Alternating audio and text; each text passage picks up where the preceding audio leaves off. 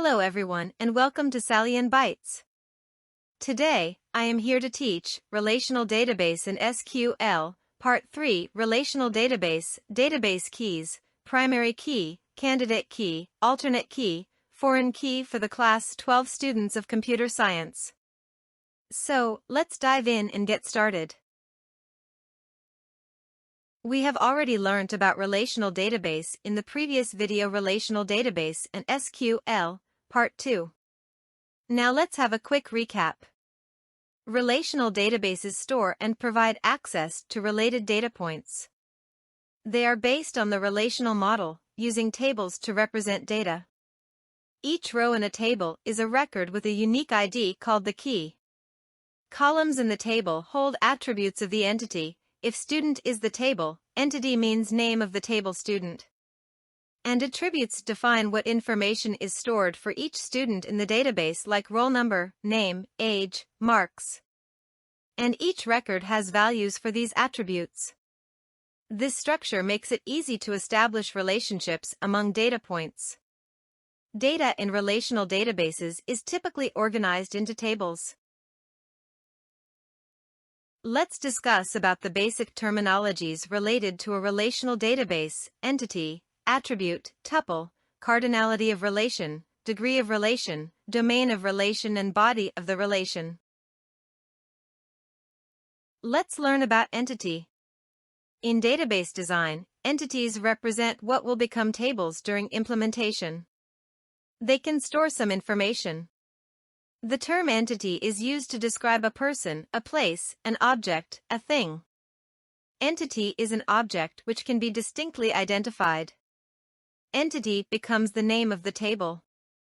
For example, student entity, employee entity, item entity, etc. Entities are made up of many attributes. So what's an attribute? Attributes are the specific characteristics of an entity. Attributes will become fields during implementation. Now, look at the student table or relation. It consists of 4 fields or attributes, that is roll number, name, address and gender. Attributes are set of values of a particular type. It represents columns or fields. Each row can be broken into smaller entities known as fields or attributes or columns. What's a tuple? Each row in a table is called a tuple. It is also represented as a row or record. A single entry in a table is called a record or row. A record in a table represents a set of related data.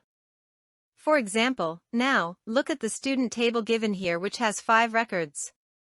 Each row or tuple in a table or relation corresponds to data of a real-world entity. For example, student, employee and attendance. Cardinality of relation is the number of records or rows or tuples in the table or relation.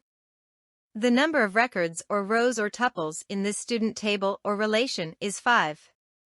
And so, the cardinality of this student relation is 5. The number of columns or fields or attributes is known as degree of a relation. The degree of student relation is 4. The 4 columns roll number, name, address and gender. Domain of a relation defines the kind of data represented by the attribute or field or column. It is a set of all possible values that an attribute may contain. Now, look at the student table. Domain for the field gender is 2, since it can be either M for male or F for female as the possible and available values that it may contain.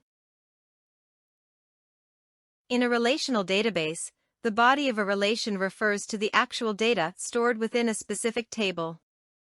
This data is organized as an unordered set of 0 or more tuples, rows, or records, and it forms the core structure of a relational database.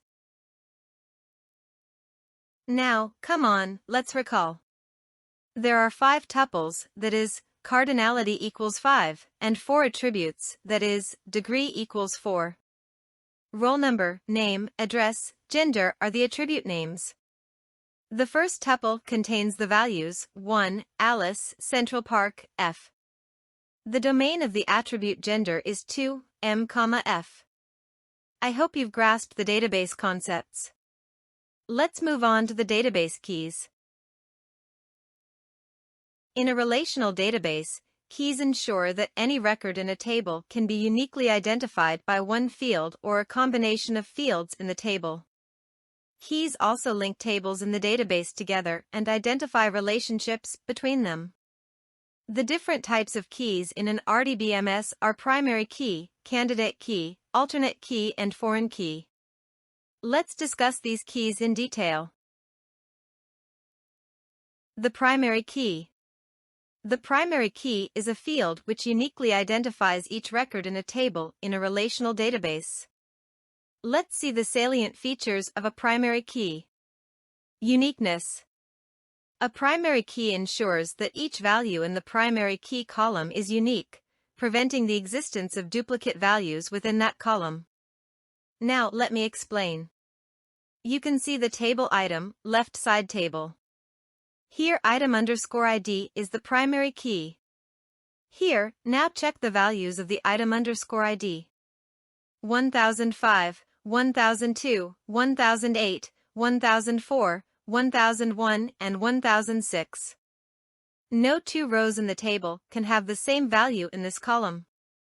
Same way you can check in the supplier table on the right side of the screen too. The supplier_ID is the primary key. So, each value in the primary column is unique. The primary key constraint ensures that no two records, rows, in the table can have identical values in the designated primary key column. This uniqueness constraint is vital for maintaining data integrity and avoiding data redundancy. It arranges the table in its own order, making data retrieval more efficient. This means a primary key, which is often used as an index, organizes the data in the table in a specific order. Searching for and retrieving specific rows becomes faster and more efficient. This is because the database system can use the index created by the primary key to quickly locate the desired data. Not null constraint. It enforces the rule that the primary key column cannot contain null, missing, values. Every row must have a valid, non-null value in the primary key column. It cannot be left empty or contain missing data. Here, in table item, the item_ID column must have a valid values. Similarly, in the table supplier, the supplier_ID column should have valid values. It cannot be left empty or contain missing data. One table can have only one primary key. Now, look at the table item. It can have only one primary key, item_ID. Same way, look at the table supplier. It can have only one primary key, supplier_ID. Now listen carefully. However, primary key can be a combination of more than one field. For example, roll_number along with admission_number can be combined together and can be declared as a primary key in the student table. In the given tables here, item_ID is the primary key while supplier_ID is the primary key in the table supplier. Next is the candidate key. A candidate key refers to all the attributes or columns in a table or relation that are candidates or are capable of becoming a primary key. A candidate key is any set of attributes or columns that could potentially serve as the primary key. It means that the combination of values in these attributes is unique for each row in the table. A table may have more than one candidate key, but only one of them will be chosen as the primary key. Now, look at the table item. Here item_ID and item_name are the candidate keys. Out of these keys, item_ID is the primary key and item_name becomes the alternate key. In the same way, in the case of supplier table, supplier_ID and area are the candidate keys. Supplier_ID is the primary key and area becomes the alternate key. Thus the equation candidate keys minus primary key equals alternate key. So, what is an alternate key? A candidate key that is not the primary key is called the alternate key. That means any column or attribute that is a candidate for the primary key, that is which is capable of becoming a primary key but is not a primary key, is an alternate key. Now, look at the table item on the left side of the screen. Item_name is the alternate key. Similarly, in the table supplier on the right side of the screen, area is the alternate key. Let's learn about the foreign key. A foreign key is a non-key attribute or column whose value is derived from the primary key of another table. In other words, a foreign key establishes a relationship between tables by linking data in one table to data in another table. Some key points about foreign keys are: first key point is primary-secondary relationship. A foreign key creates a primary-secondary relationship between two tables. The table containing the foreign key is considered the secondary or child table, and the table to which it refers is the primary or parent table. Now, look at the tables. You have department table on the right side of the screen, which is the primary or parent table, and employee table on the left-hand side is the secondary or child table. In the department table, dsig_code is the primary key, which when related with the table employee, becomes a foreign key to it. Again, I repeat. In the department table, dsig_code is the primary key, which when related with the table employee, becomes a foreign key to it. Second key point is referential integrity. Referential integrity is like the rulebook of a database, making sure that all the data fits together correctly, just like you follow rules when playing a game or assembling a puzzle to make sure everything works as it should. Foreign keys help maintain referential integrity, which means that data in the database remains consistent. Consistent means, it's like making sure that the puzzle piece with a straight edge fits with the outer edge of your puzzle. They prevent the creation of orphan records in the child table by ensuring that every value in the foreign key column of the child table exists in the primary key column of the parent table. Here, orphan records means, it's like making sure that every puzzle piece in your jigsaw puzzle is connected, and none are missing. Now, let's see the definition of referential integrity. Referential integrity is a constraint in the database that enforces the relationship between two tables. It requires that values in a foreign key column must either be present in the primary key that is referenced by the foreign key, or they must be null. Now, look at these tables. The values in a foreign key column dsig_code must either be present in the primary key of the department table that is referenced by the foreign key. As per the referential constraint, any value which does not exist as a primary key in the parent table, department, cannot be taken in the child table, employee. Now, look at the employee table. You cannot insert a new employee record with dsig_code as sale_hd, sales head, in the employee table, as there is no such dsig_code existing in the base table, that is parent table department. Otherwise, it will violate the referential integrity constraint and shall result in an error. Key points to be remembered while defining primary key and foreign key. A foreign key links the child table to the parent table's primary key, ensuring that records in the child table must reference existing values in the parent table to be added or modified.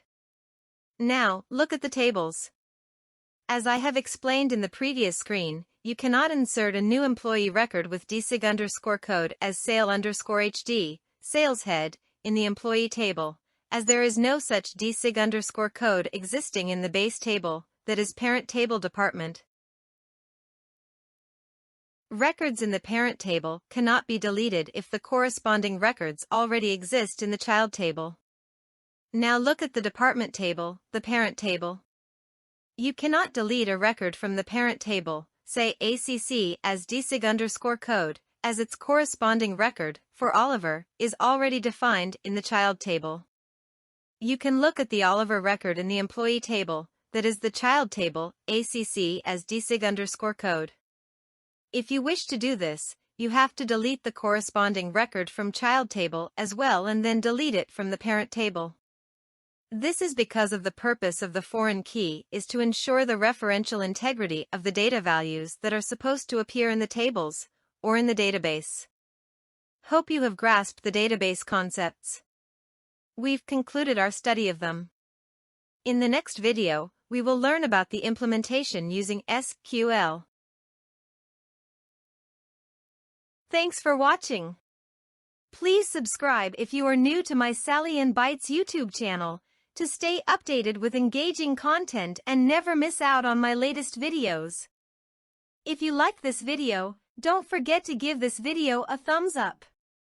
Share this video with your friends and relatives and let computer knowledge reach every corner of the world.